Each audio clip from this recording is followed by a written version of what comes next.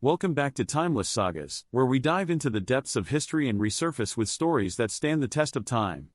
Today, we're going to talk about a subject near and dear to the hearts of adventure seekers and history buffs alike, the history of the sword.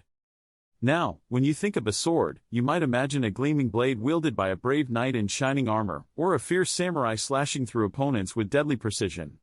But before we reach those iconic moments in sword history, we have to take a step back and examine how these sharp, metal sticks became such an integral part of human conflict and culture. The sword's origins can be traced all the way back to the Bronze Age, around 1600 BCE. Up until this point, humans were mostly using clubs or simple cutting tools made of stone, but the discovery of bronze, an alloy of copper and tin, revolutionized the way our ancestors waged war. Bronze is much harder and more durable than stone, allowing for the creation of more effective, longer-lasting weapons. The first swords were essentially daggers with long, double-edged blades, and they quickly gained popularity amongst warriors for their versatility and lethality. As time went on, the sword evolved alongside human society. The Iron Age brought new innovations in metallurgy, giving rise to stronger, more resilient iron and steel blades. The Celtic people, known for their fierce warriors and intricate metalwork, created the La Ten sword around 600 BCE. This sword, which featured a long, iron blade and a distinctive hilt design, was a precursor to the famous Roman gladius. Ah, the gladius. The sword that conquered an empire. This iconic weapon was used by Roman foot soldiers, called legionaries, throughout the Roman Republic and Empire. It was a short and stocky blade, perfect for close-quarters combat and stabbing, which was the preferred fighting style of the Romans. The gladius was so successful that it influenced sword design across Europe for centuries, eventually giving rise to the medieval arming sword. Now, the medieval period is where the sword really starts to come into its own as a symbol of power, chivalry, and martial prowess. The arming sword, also known as the knightly sword, was a versatile, double-edged weapon that could be wielded with one or two hands. It was the standard-issue weapon for European knights and was often paired with a shield for added protection. But the sword wasn't just a tool for battle, it was also a symbol of social status and honor. Knights would often give their swords names and pass them down through generations as treasured heirlooms. But if you think the arming sword was impressive, just wait until we get to the mighty longsword. The longsword was the weapon of choice for many knights during the late medieval period, featuring a longer blade and grip that allowed for powerful, two-handed strikes.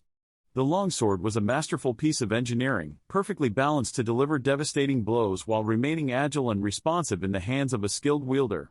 It's no wonder that the longsword has become a staple in fantasy literature, games, and films. It's hard to imagine a more iconic symbol of medieval warfare. Now, while Europe was perfecting the art of the longsword, another region of the world was developing its own distinct sword fighting tradition, Japan.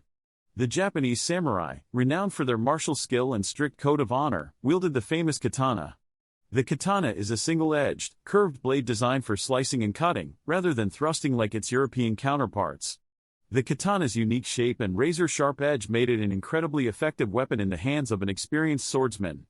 Samurai would often pair their katanas with a shorter blade, the wakizashi, to form a formidable duo known as the daisho. But swords weren't just limited to Europe and Asia. Cultures all around the world developed their own unique bladed weapons. In Africa, many tribes crafted distinctive swords like the sossusvlei, which featured a curved, leaf-shaped blade, or the Ethiopian shotel, with its crescent-shaped, double-edged blade designed to hook around an enemy's shield. In the Middle East, the scimitar, a curved sword with a single, razor-sharp edge, became a symbol of power and prestige. As we move into the Renaissance, the sword continues to evolve, both in terms of technology and technique. The rise of rapier fencing brought about a new focus on speed, agility, and precision, as opposed to the brute force of the medieval longsword. Rapiers were long, slender blades designed for quick, thrusting attacks, and they were often paired with a protective guard or small shield called a buckler. This new style of swordplay was as much an art form as it was a method of self-defense, with an emphasis on elegance and finesse. But even as the sword reached new heights of sophistication, its days as the dominant weapon on the battlefield were numbered. The invention of gunpowder and the rise of firearms meant that the sword was no longer the deciding factor in many conflicts. Instead, it began to take on a more symbolic role, as a badge of military rank or a sign of social status. Ceremonial swords, often adorned with intricate engravings and precious metals, became popular amongst the upper classes as a way to display their wealth and power. And this brings us to the modern era, where the sword has largely been relegated to the realms of sport, ceremony, and historical reenactment. But despite its diminished role in the 21st century, the sword continues to captivate our collective imagination as a symbol of courage, chivalry, and martial skill. From the shining blades of King Arthur's knights to the gleaming katanas of samurai warriors, the history of the sword is a testament to humankind's endless quest for mastery, both over the world around us and over ourselves. So, there you have it, folks. A whirlwind tour through the ages, tracing the rise and fall of the noble sword. I hope you've enjoyed this journey as much as I have, and perhaps even gained a newfound appreciation for the artistry and craftsmanship that went into creating these beautiful instruments of war. Until next time, this is Timeless Sagas, reminding you that history is always just a story waiting to be told.